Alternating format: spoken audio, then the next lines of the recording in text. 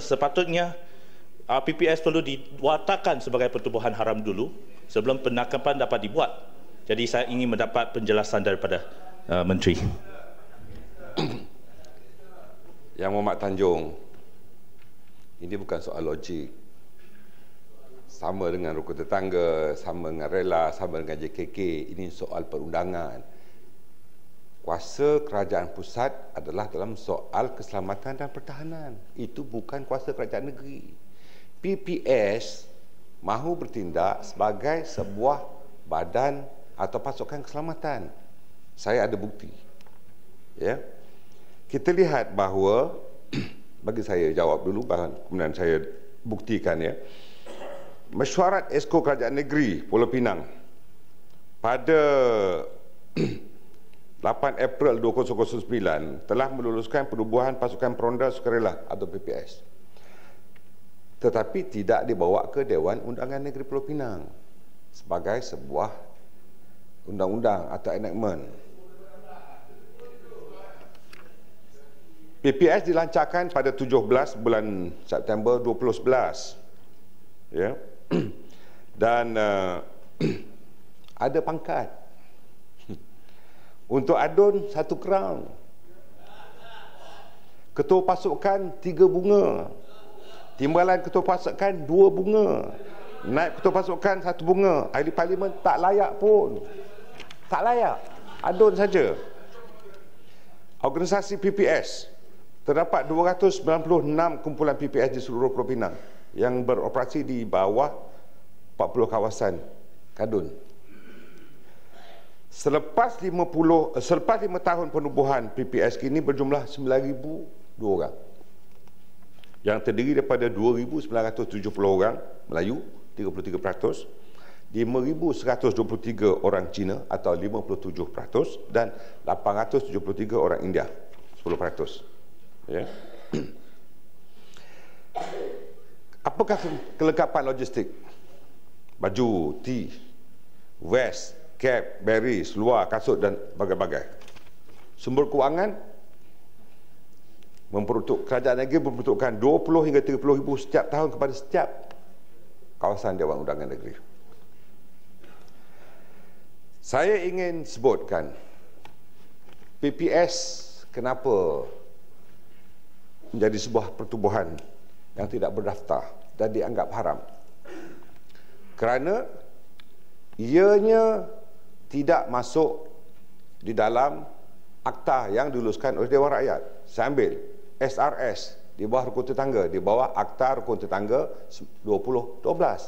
Rela di bawah akta sukarelawan 2012. Semuanya akta yang dibawa Dewan Rakyat. PPS tidak. Jadi ianya bukan sebuah pertubuhan dan kuasa pertahanan keselamatan adalah hak kerajaan pusat. Kenapa polis bertindak? Kerana terdapat beberapa laporan polis yang telah dibuat. Saya ambil contoh. Ya. Di sini ya. Rekod kesalahan lampau. Ya, rekod kesalahan lampau daripada 158 orang yang ditahan ada 11 rekod kesalahan.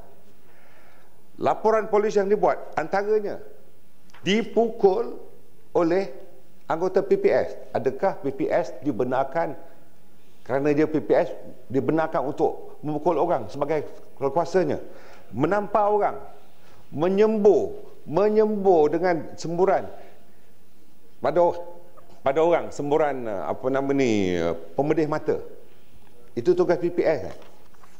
Dan saya lihat banyak lagi laporan-laporan di sini yang dibuat. Itulah sebabnya maka pendaftar pertubuhan telah mengisytiharkan bahawa pertubuhan itu tidak berdaftar. Artinya, bila tidak berdaftar, artinya adalah sebuah pertubuhan haram.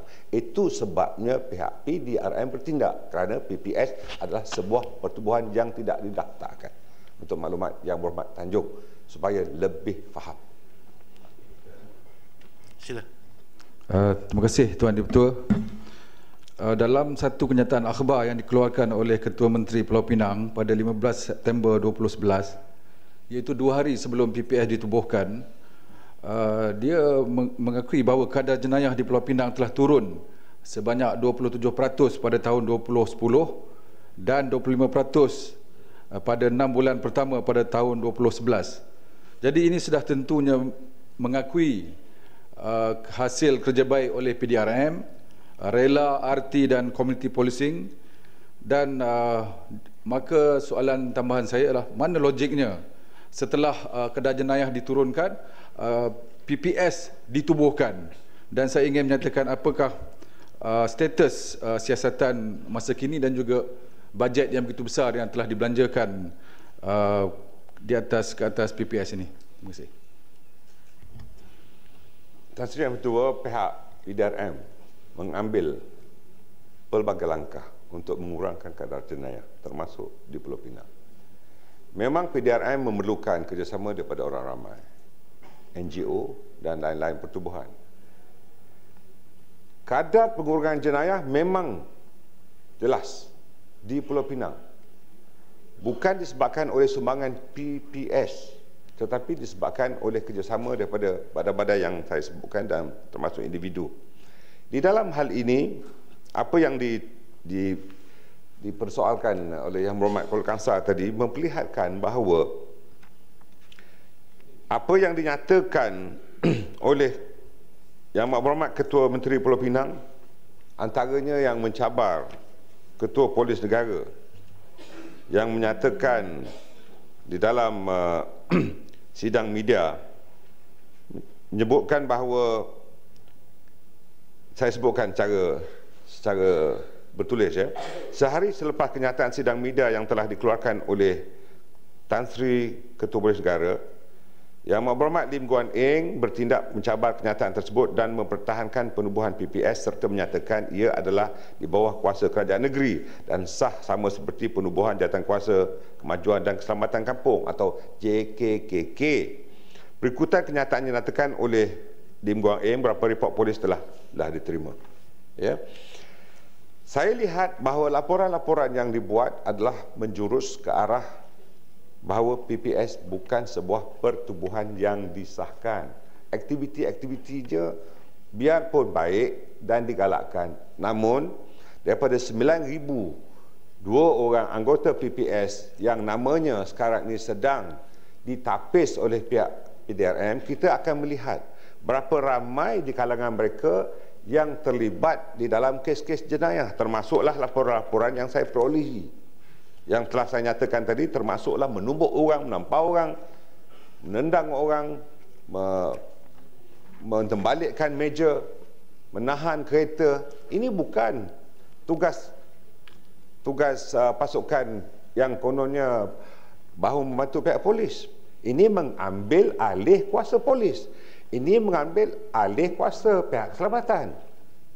Dalam soal inilah maka pihak Kerajaan Persekutuan bertegas bahawa biarpun dalam kita menggalakkan usaha-usaha pelbagai pihak kerajaan, pihak BBT dan sebagainya, tetapi peraturan-peraturan mesti diikuti.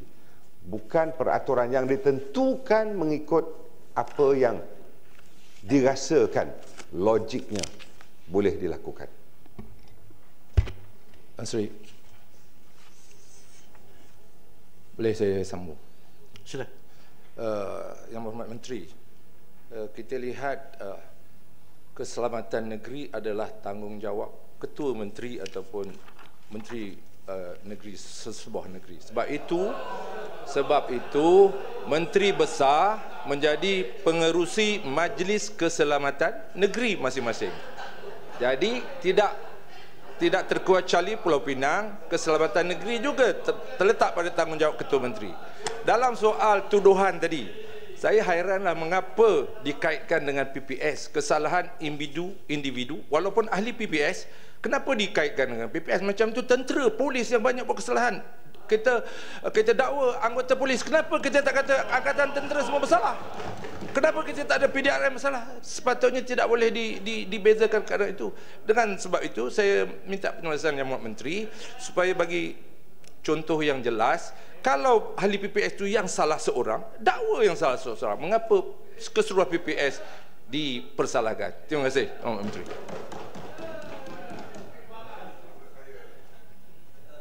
Semasa saya jadi Menteri Pertahanan dulu, saya tolong Yang Maklumat ni, rupa jadi macam ni.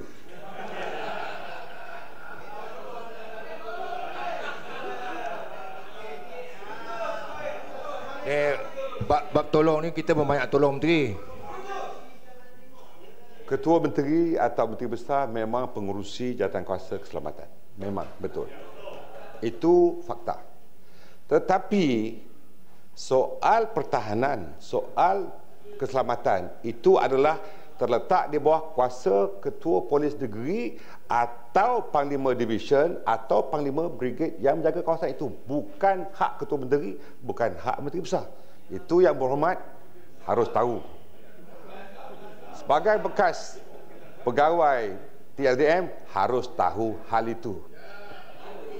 Jangan kelirukan Dewan ini.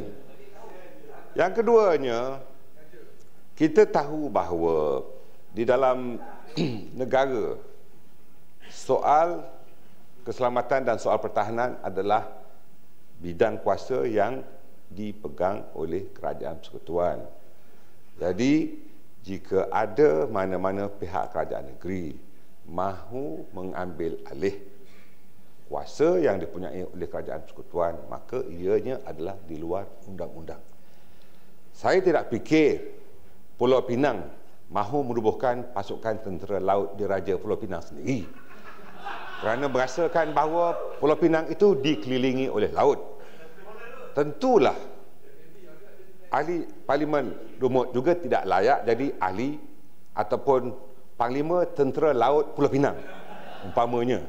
Jadi dalam hal ini kita ada demarcation dengan izin kuasa negeri dan kuasa pusat. Maka kita menghormati kuasa-kuasa tiap-tiap kerajaan pusat ataupun negeri.